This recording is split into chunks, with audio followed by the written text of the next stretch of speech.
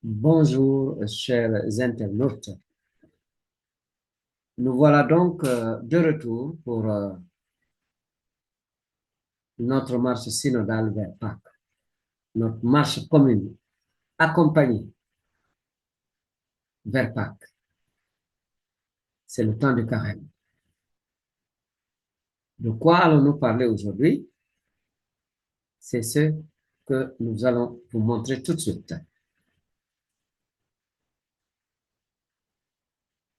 Alors, nous sommes aujourd'hui le 11e jour du carême de l'an 2025, en ce lundi 17 mars 2025. Le thème aujourd'hui, nous allons parler de nos communautés ecclésiales et de carême. Ceux qui suivent la vidéo, vous voudrez bien excuser la copie. Il s'agit de communautés ecclésiales. Il nous faut, avant d'entrer dans le vif du sujet, vous donner quelques informations. La première, c'est que cette vidéo-là, nous la faisons aussi, nous en faisons un enseignement à la fois en audio, français et wolof. Un enseignement audio et wolof. Je voudrais bien excuser que je dise à un intervenant d'attendre. Donc, je disais que nous faisons cet enseignement en audio, wolof et français. Pour plusieurs raisons. La première, c'est qu'il y a des gens qui ont accès aux audios et pas facilement aux vidéos. La deuxième, c'est que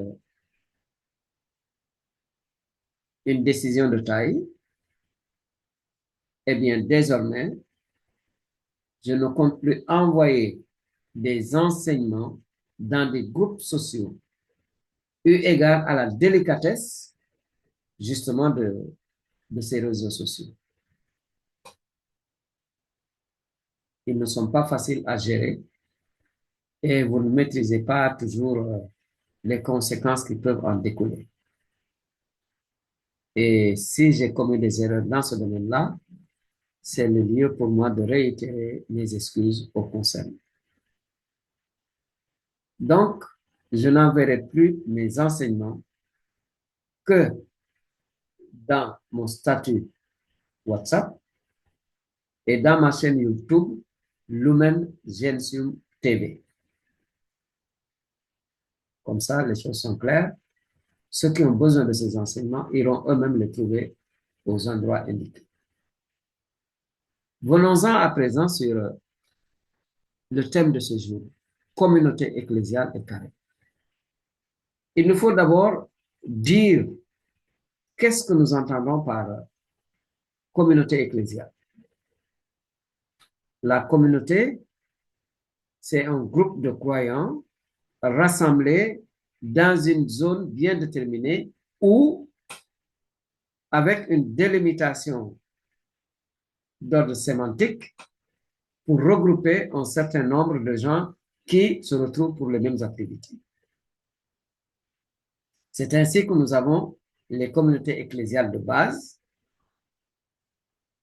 nous avons les paroisses, mais nous avons aussi des mouvements d'action catholique qui sont des lieux d'exercice de la foi et d'apprentissage de la foi. Vous avez les groupes de spiritualité tels que la Légion de Marie, le renouveau charismatique, etc., etc. Il y a dans cet ordre d'idées des organisations qui justement travaillent à la promotion de la famille et par exemple des groupes de spiritualité conjugale. Il y en a un qui était né au Sénégal, qui est arrivé au Sénégal et qui malheureusement aujourd'hui est en léthargie, c'est la communauté du chemin neuf ou euh, la fraternité œcuménique internationale, FOI. Mais dans la pastorale familiale, vous avez le groupe des équipes Notre-Dame qui est là et qui fait du très bon boulot. Quand nous parlons de CEB, il nous faut aussi, en tout cas, je penche pour cela, l'étendre au groupe, justement, aux amicales de chrétiens qui sont dans une entreprise. Ce serait donc des CEB d'ordre professionnel, etc., etc. Une fois que nous nous sommes entendus sur ce que nous voulons dire en parlant des communautés ecclésiales, venons-en à des constats. Les engagements au niveau de nos CEB connaissent des hauts et des bas, voire même des absences. Si vous prenez les fêtes patronales, les pèlerinages et les kermesses, voilà des moments où beaucoup de gens dans nos communautés ecclésiales s'investissent. Malheureusement, en temps ordinaire, c'est la baisse des engagements, voire même l'absence.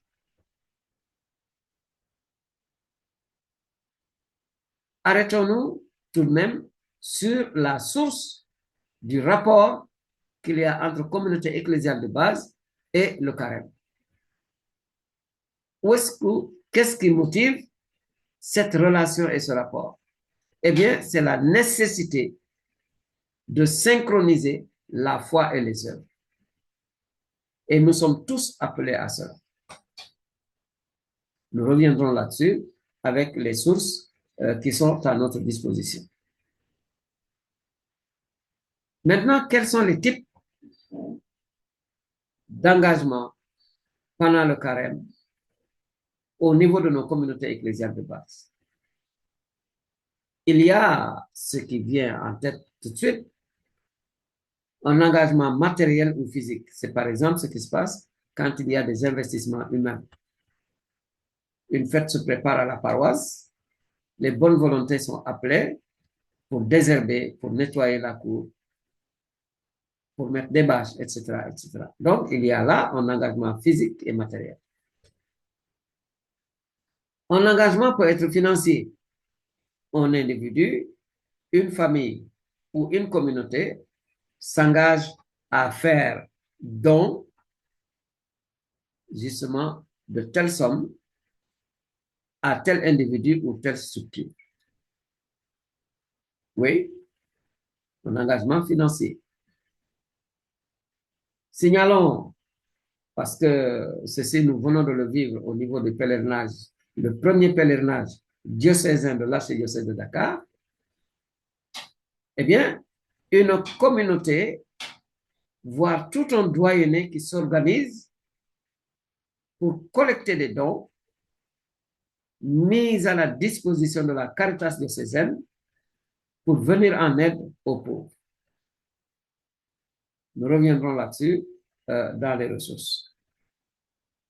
Un engagement peut être missionnaire.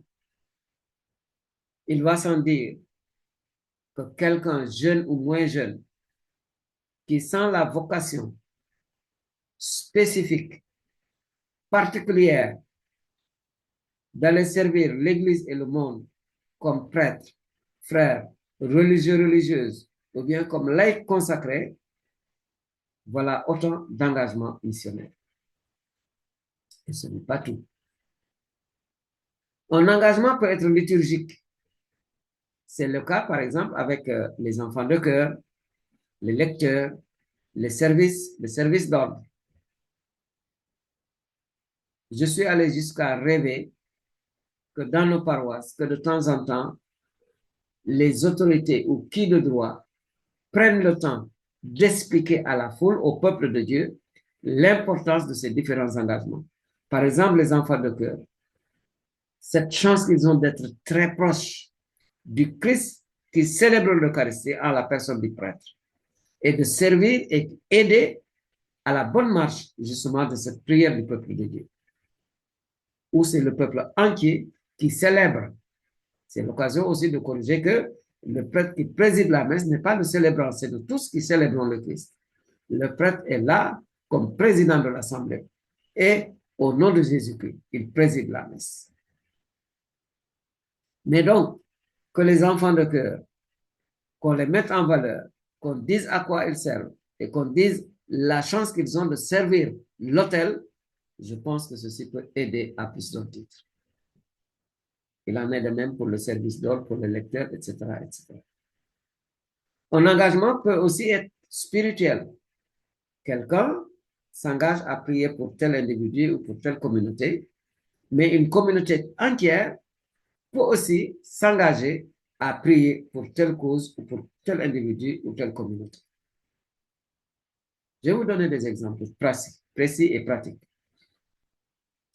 Au Sénégal, il y a ce que l'on appelle désormais le triangle spirituel.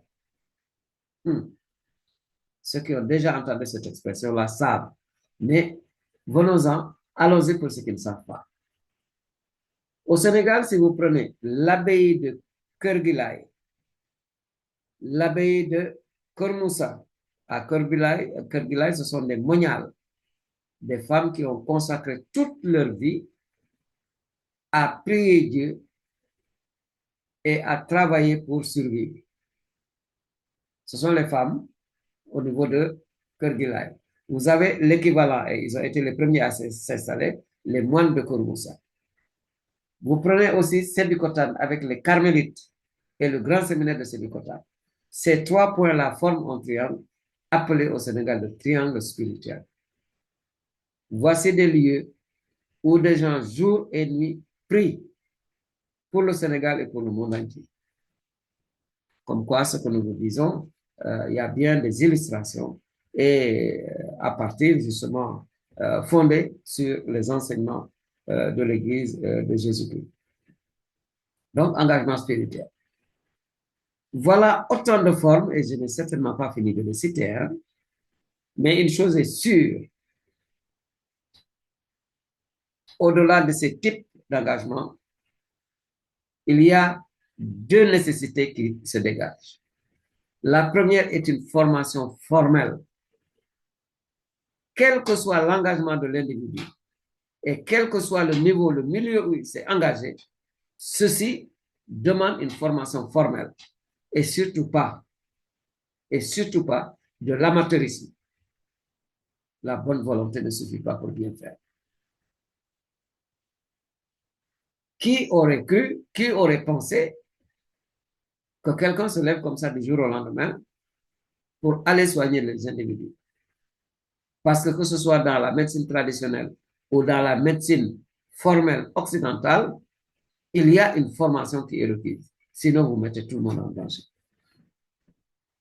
Alors, de grâce, que ceux qui sont engagés pensent à demander des formations si leur supérieur hiérarchique ne pense pas à leur proposer des formations. Et surtout, quand des formations sont proposées, que les gens répondent de grâce et que le calendrier respecte, tant soit peu, les contraintes de ceux qui sont appelés à participer aux formations. Il est évident que si vous prenez des catéchistes qui ont leur vie professionnelle, vous programmez une formation sur plusieurs jours, mais comment ces gens-là peuvent ne pas avoir des permissions pour s'absenter, pour faire une formation de catéchisme. Il faut aller jusque-là. Donc, les formations sont indispensables à ceux qui ont des engagements particuliers dans la communauté.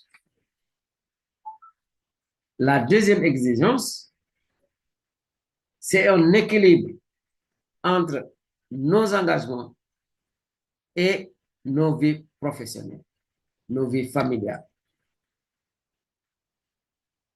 Vous pouvez vous demander, comme nous l'avons fait auparavant, pour d'autres thèmes, quels sont les sacrements qui sont en étroite relation avec l'engagement? Naturellement, c'est le sacrement de la confirmation.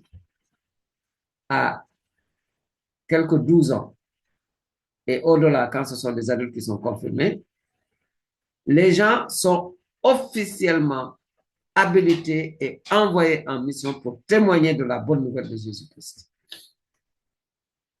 Eh oui, le sacrement. Alors, ceci, naturellement, demande des résolutions. Je pense qu'avec ce que vous venez d'entendre, en tout cas, moi, personnellement, je me sens concerné. Une des résolutions qui me vient en tête, c'est que chacun de nous s'engage quelque part. Comment peut-on vivre dans une communauté et se contenter du statut de consommateur et de spectateur? Que chacun de nous s'engage quelque part. Et pour ceux qui sont déjà engagés, voici une autre résolution, la deuxième, c'est de revoir la qualité de mon engagement. Oui. Je fais des enseignements.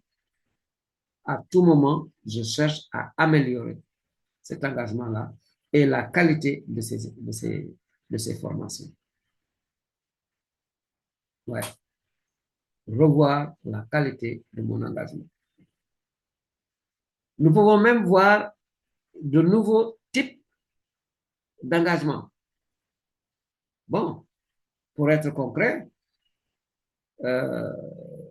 étant donné que de temps en temps, il y avait des lecteurs et particulièrement une lectrice qui me demandait de l'aider dans la lecture, la préparation de lecture en Wolof, j'ai pensé ouvrir cette formation-là aux lecteurs d'une paroisse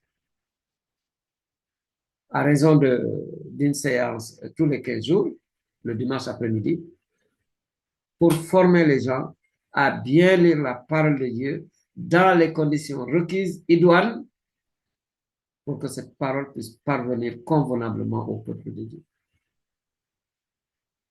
Et nous nous intéressons aux lectures aussi bien en français qu'en Wolof.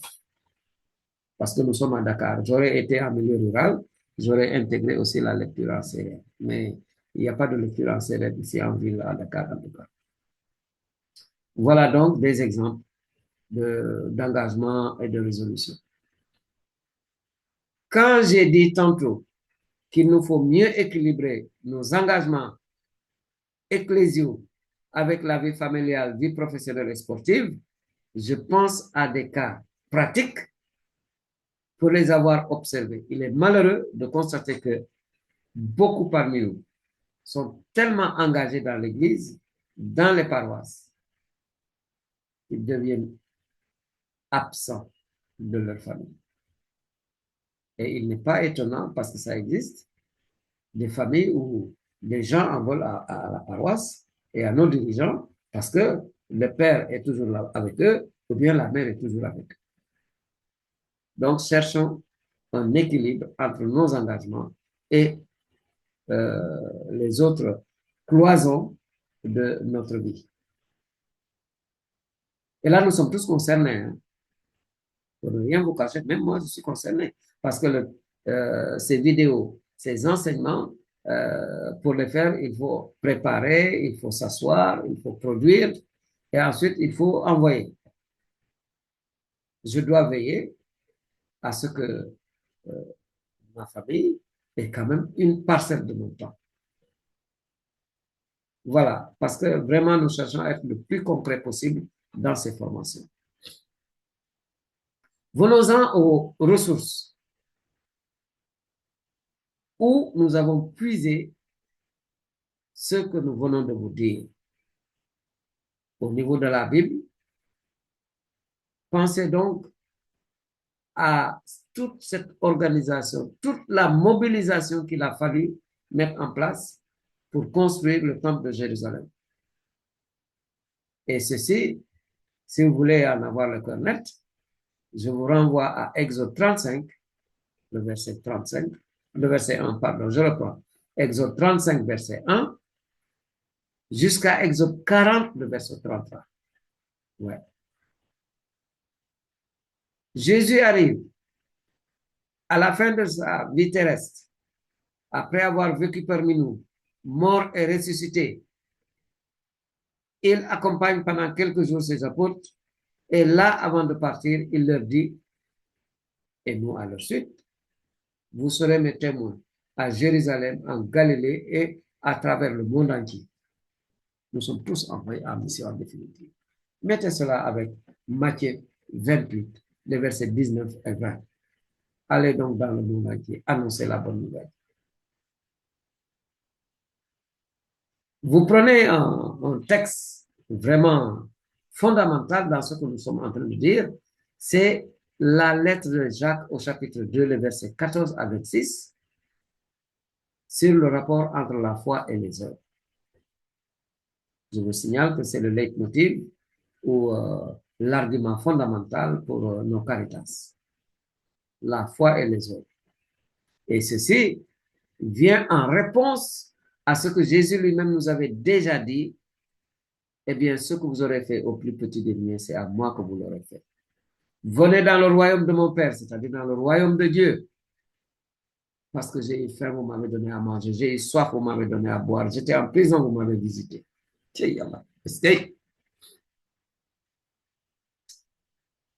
C'est l'occasion de dire, parce que c'est la coïncidence, hein. J'ai été tellement émerveillé lors du premier pèlerinage diocésain de l'archidiocèse de Dakar. À la messe du dimanche 16 mars 2025 à Popenguine. La messe elle-même était tellement payante. Mais un clou par rapport à ce que nous sommes en train de dire là, une pointe, quand j'ai vu cette procession menée par des fidèles croyants catholiques en procession des offrandes, venir avec des choses qu'ils ont collectées à travers les communautés pour venir en aide aux pauvres, aux nécessités de l'archidiocèse de Dakar, et pas seulement aux catholiques. Et cette aide devra transiter par justement la Caritas diocésaine. Moi, franchement, j'applaudis les deux mains. J'en ai eu la chair de poule. Gloire à Dieu. Voici un exemple concret de la cohésion, de la nécessité de faire la coordination entre notre foi et les autres. Finissons avec la Bible, parce qu'on ne peut pas tout dire. La force et l'importance de la prière, individuelle ou communautaire. Imaginez au début de l'Église, à l'Église primitive, Pierre, qui fait déjà office de dirigeant parmi les apôtres, il est emprisonné par des gens qui voulaient l'empêcher de parler de Jésus. La communauté réunie dans une maison va se mettre à prier Dieu, à l'implorer au bénéfice de Pierre. Dieu va répondre à leur prière en accordant une libération miraculeuse à cette Pierre. Gloire à Dieu. Alhamdulillah. Wa illa al-majdulillah. Eh oui. Donc, voilà autant de références dans la Bible qui nous renforcent dans l'engagement. Venons-en au magistère. Le Concile Vatican II, qui s'est terminé en 1965, a produit beaucoup de documents où il est question des laïcs et de leur engagement à tous. Je pense particulièrement au document qui s'appelle l'Apostolat des laïcs. Au niveau des évêques du Sénégal et de la sous-région, disons les pays limitrophes, j'ai eu la chance de tomber sur, de l'avoir, il était en vente, hein, un document qui a recensé ce qui a été appelé parole d'évêque dans la période de 1963 à 2000. Eh bien, dans ce document-là, de la page 150 à 168, il y a la reproduction de la lettre pastorale du 3 avril 1987, la mission et la vocation de laïcs dans l'Église et dans le monde, 20 ans après le Concile Vatican II. Et ici, le maître mot, c'est « Vous serez mes témoins ». C'est une reprise de Acte 1:8. Dans nos modestes contributions, j'ai pu également, je vous le rappelle ici, et vous allez voir pourquoi, ce document, ce travail de recension que j'ai intitulé Chronique du christianisme au Sénégal, des origines à 2012, et qui totalise aujourd'hui 12 volumes disponibles, ce travail. Eh bien, là, en faisant ce travail, je me suis rendu compte combien de personnes, hommes et femmes de tous âges, se sont engagés pour que nos pays soient ce qu'ils sont, pas seulement au niveau catholique, mais même au niveau social, politique, etc., etc. Eh oui. Donc, des gens, aussi bien des missionnaires, prêtres, frères, religieux, religieuses, que des catéchistes, parce que nous avons tendance à les oublier, qui se sont sacrifiés pour le développement de nos pays. Développement socio-culturel, développement économique, etc., etc. Une fois que ces 10 volumes sont terminés, mais je me suis dit, il me reste encore quelque chose à faire. En effet, en faisant ce travail, j'ai constaté que déjà au début, ceux qui étaient engagés pour la cause de l'évangile, beaucoup parmi eux mouraient très vite. Prenez le cas des spirituels. En regardant les dates, en regardant ces documents-là, je me suis rendu compte que beaucoup d'eux mouraient effectivement très tôt. Alors j'ai pensé par devoir de mémoire faire un document à part que j'ai appelé nécrologe pour que ceux qui auront ce document, tous les jours, ils auront la date anniversaire des prêtres, des frères, des religieux, religieuses et des laïcs engagés, des catéchistes qui se sont dépensés pour la cause de l'évangile et le développement intégral de nos pays. Et là, je pense à Populorum Progressio au niveau 14. Donc, ce document à part, que j'ai appelé nécrologe, des agents pastoraux, catéchistes et laïcs engagés depuis le temps des deux Guinées jusqu'en 2025. C'est une mine. Un des missionnaires spirituels est mort à 28 ans. Ouais. Mort sur le champ de bataille. Le champ de bataille du développement. Malheureusement, en faisant ce travail, c'est bon, c'est l'occasion de partager. Hein?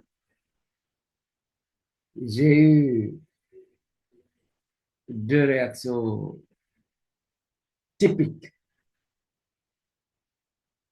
Des communautés ont beaucoup collaboré pour que je puisse avoir le maximum d'informations.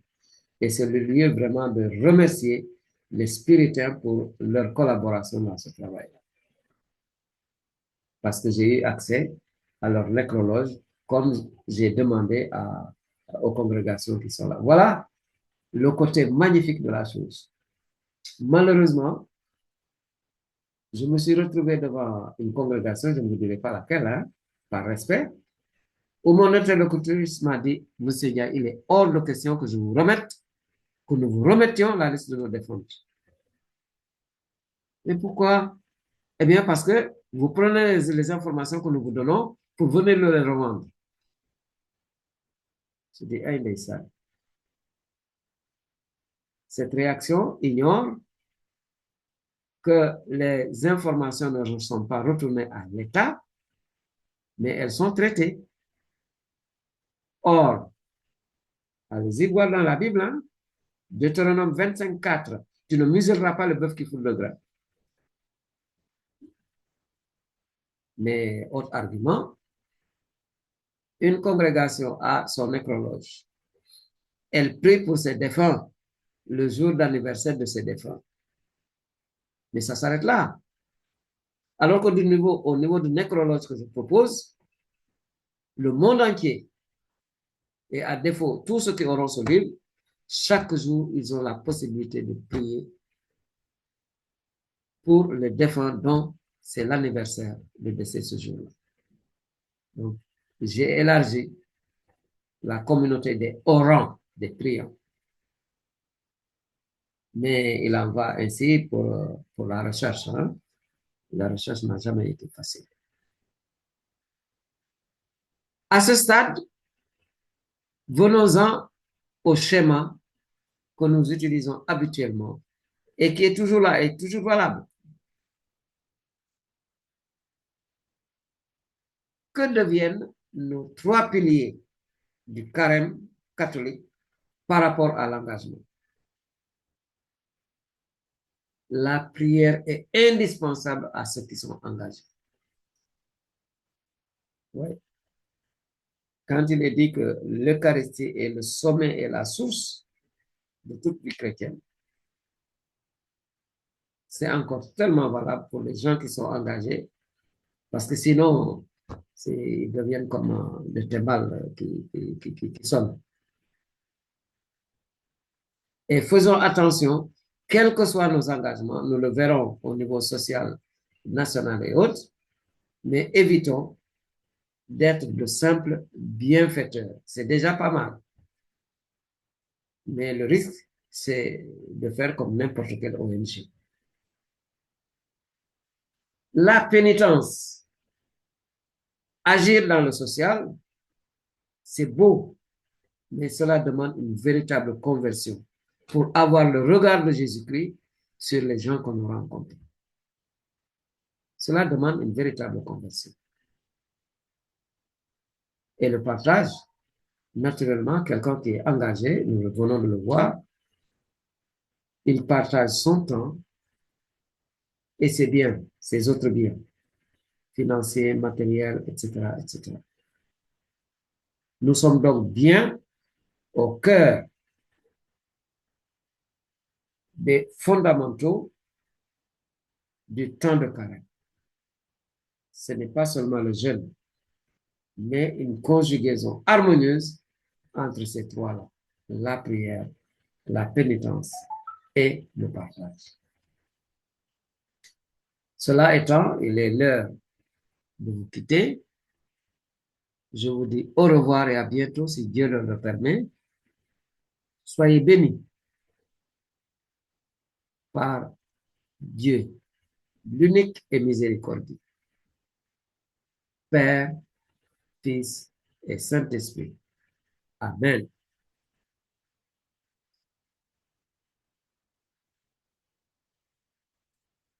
Je vous dis donc au revoir et à la prochaine, comme j'ai dit tantôt, si Dieu nous le permet. Amen.